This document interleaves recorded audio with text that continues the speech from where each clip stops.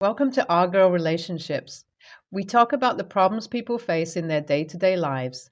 Let's start with the video.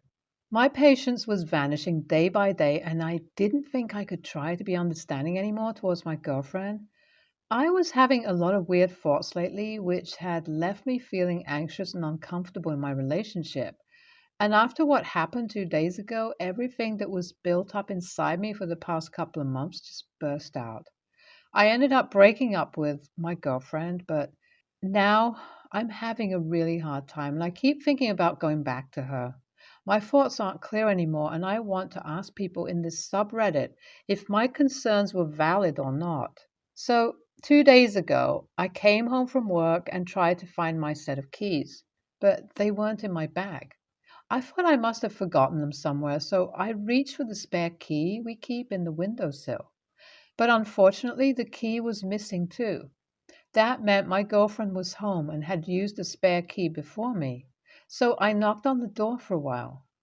When there was no answer, I thought she must be in the shower or listening to music, so I tried calling her on the phone in the hopes that she at least sees the call. But again, there was no answer. I almost gave up when the thought of checking for my options to break into the house came to me. I went around the house to see if the kitchen window or the back door was open. Unfortunately, all of them were locked from the inside. The only way left for me was to climb through the balcony door, but it was too high, and there were no footstands I could use to push myself up. I gave up and just sat on the porch when my neighbor came out to walk his dog. He asked me why I was sitting outside in such heat. I explained to him my situation, and he said he'll help me out. He told me he had a ladder he uses because he's an artist and sometimes his canvases are too big to reach on foot.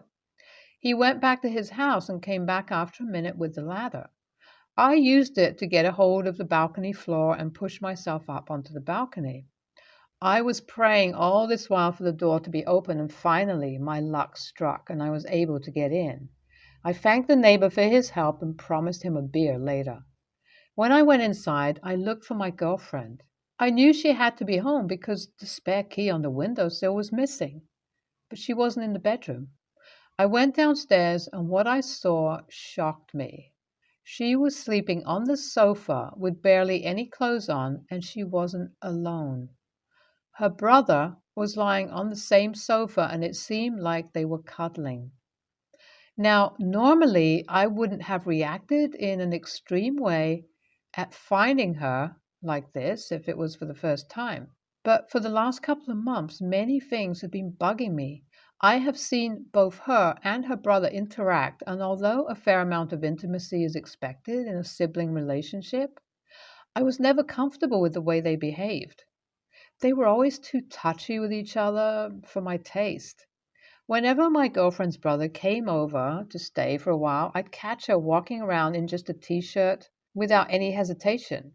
I even once tried talking to her about how uncomfortable I am with the way they both behave, but she brushed me off, saying that they just love each other and have grown up together, so it's not uncommon for them. But that day, I saw them lying on the sofa, snuggling together, and I couldn't control myself. My first thought was to wake her up and demand from her an explanation for her disgusting behavior. But what would that have gotten me other than another brush off about how that's their sibling bond? So I decided to call my girlfriend's parents. Maybe they'll be able to explain to me why, even after being adults, they still behave like 8 year olds without any boundaries. When her mom picked up, I asked her straight away about how close my girlfriend had been with her brother while growing up and what kind of bond they had. Her mom was a little taken aback by my question and asked me why I am not talking to her daughter and instead calling her. I told her how I had already asked my girlfriend about it, but she didn't bother to explain to me and just shrugged off the topic. I just wanted to know everything before I made any assumptions on my own and hurt her by saying something that isn't true. My mom said that she doesn't approve of me talking to the mom about my issues in the relationship that I share with her daughter, but just for that one time, she's willing to answer any questions I had. Then she told me that her children didn't share a very deep bond from the start. They used to fight all the time in middle school and couldn't stand each other. But around high school, They got really close. She was glad to see both her kids were finally getting along and would be able to take care of each other if things go sideways. Although she had her doubts that they'd start fighting again, thankfully that didn't happen and they had only gotten closer over time. It's like they share everything with each other and there are no secrets between them. Hearing her say those things made me really uncomfortable. I didn't know how to react to this newfound information. So apparently, these two siblings were always getting on each other's nerves until one day in their teenage years, they just happened to have gotten along. Now, I know that there could be a million reasons why two people would suddenly become very close, but I couldn't help but think only the bad reasons. Am I the a-hole here for thinking like this and not trusting my girlfriend? Should I bring my concerns up with her or just try to forget everything? I don't want to lose her by accusing her of something that even in my thoughts sounds unholy and disgusting. I just wish there was a way to approach this subject without turning it into a big misunderstanding. When I first wrote about my story in this subreddit, I didn't think I'd get such a huge response. I read through all the replies people left, and it seemed like the majority of you were agreeing that I should just talk to her about how exactly I feel and see if she's willing to make adjustments for me. And when I gave it a little more thought, I also came to the conclusion that it's better to talk about what makes me uncomfortable instead of letting it all build up only for it all to explode at the wrong time. So I told my girlfriend that I needed to talk with her, and it was pretty serious. She sat down with me in the living room and asked me what was going on. The first thing I did was tell her that what I was going to say might sound bad and she may feel like I'm trying to accuse her of something, but she should hear me out completely before replying. I specifically told her to not get hurt, as this was about how uncomfortable I feel with some things and not an attack on her. She told me that I was actually scaring her, and whatever it is, I should just be open about it because communication is the only way to keep moving forward. Taking a deep breath, I finally said out loud all my thoughts from the past few months. I told her how her relationship with her brother was too intimate for my comfort, and maybe it's just because I don't have a sister and grew up with three brothers that I can't understand their bond. But still, what I saw was a little too awkward for me. I told her that her habit of walking around the house in just a t-shirt was fine as long as it's just us two living there and don't have guests because call me old-fashioned, but I think we really should have some boundaries. I was also uncomfortable with how she joked about bedroom activities with her brother in front of me without any concern that I might want to keep those things private. I told her how I found both of them snuggling on the couch and sleeping a few days ago and just how extremely uncomfortable it made me feel. When I was done telling her about all the things that didn't sit right with me, I finally mentioned the phone call with her mother and how she told me that they got closer in high school. I asked her if something specific happened that made them become so intimate with each other. My girlfriend was silent while trying to process everything I just told her. I could tell that she was a bit angry when I told her about the call, but she just let out a sigh and told me that she's willing to look over how I involved her mom in this just this once because it seemed like I was really frustrated with everything. Then she told me that something did happen in high school and it wasn't anything taboo as I was thinking. She said that she used to keep a journal when she was young and her brother got a hold of that and read through it. She was utterly humiliated because all her secrets were not secrets anymore. So she decided to take revenge and dig dirt on her brother. After about a month of crazy stalking and keeping tabs on him, she caught him being dumped by his then girlfriend because apparently he was a crybaby in bed and very clingy that it was suffocating for her. But instead of making fun, she felt bad and came clean to him about eavesdropping on their conversation. After that point, it was like they had bared their most embarrassing secrets in front of each other, so nothing else really seemed to embarrass them any further. That's why they grew close over time and started sharing everything with each other. They even hugged each other when the other person was going through something, and that is why she was holding her brother that day on the sofa and ended up falling asleep. It wasn't anything more, and if she knew how uncomfortable I was with everything, she would have tried to maintain some boundaries. After hearing her explanation, I was able to completely relax in a long while. I just thought that I should update you guys too, who are asking me what exactly happened and whether I ended up breaking up with her or not. EAH, bruh. I have two sisters and one brother, and let me just tell you that no amount of closeness would make me go cuddle with any of them, especially with my sisters. In fact, I seem to have a more hands on relationship with my brother than any of my sisters. NTA, I don't think you're an a hole for thinking these thoughts, and if I may, you should run for the hills. It looks like a Sweet Home Alabama situation, and personally, that's too complicated to deal with. If you're the kind of guy who doesn't like a mess, just leave because it ain't worth it. AITA for wanting to prohibit our neighbors' grandkids from coming on our property. We live in a rural community, and most of the properties around here are about half acre. Our property is a really long trapezoid shape with a decent section of it a natural untouched forest.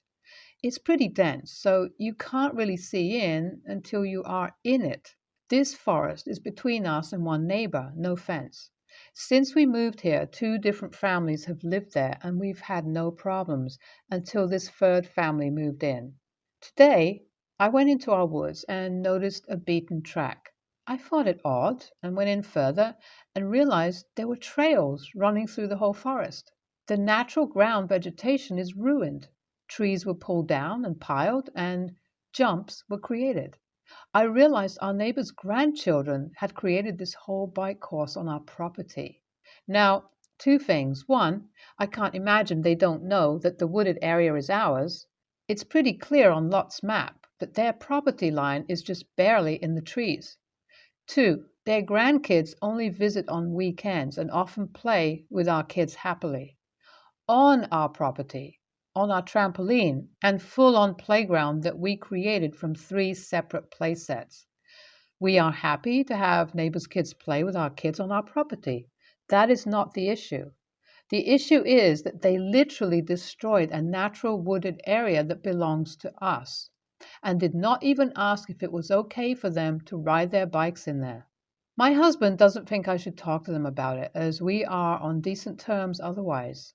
I am sitting here getting more and more mad the longer I think about it, especially because their property is actually bigger than ours, and they have their own wooded area. They even put up a shed when they first moved in that is partially on our property. But I didn't say anything about it then. But am realizing now maybe I should have. What do you think? AITA and should just leave it alone, or do I have just cause to approach the neighbors?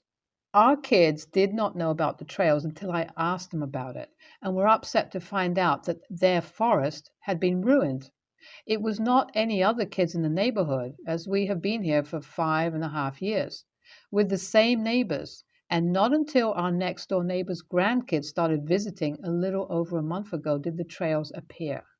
NTA, your property is your property. Not sure where you live, but many states have purple fence laws in which you do not need to have no trespassing signs up, only purple markers on something, be it a fence, gate, or tree. Find your property line and paint purple markings on the tree or tag with something purple. Also, file a police report, take photos of the damages, and inform the neighbors you don't want anyone to trespass. Also, buy a trail camera to catch the culprits on film. Imagine if someone gets hurt out there. You would be liable because it is your property. P.S. In regards to that shed, send them a certified letter saying it's on your property and that you would like it removed immediately, or you will have to have it removed at their expense. NTA, first of all, there is a liability involved if they are doing a dangerous activity on your property. Second, it is rude that they are there at all without permission. Doubly rude for them to have made structural changes to the natural landscape. Third, your neighbors have crossed boundaries, literally and figuratively. That means that you are not on good terms. You are just letting them run roughshod on you to keep the peace.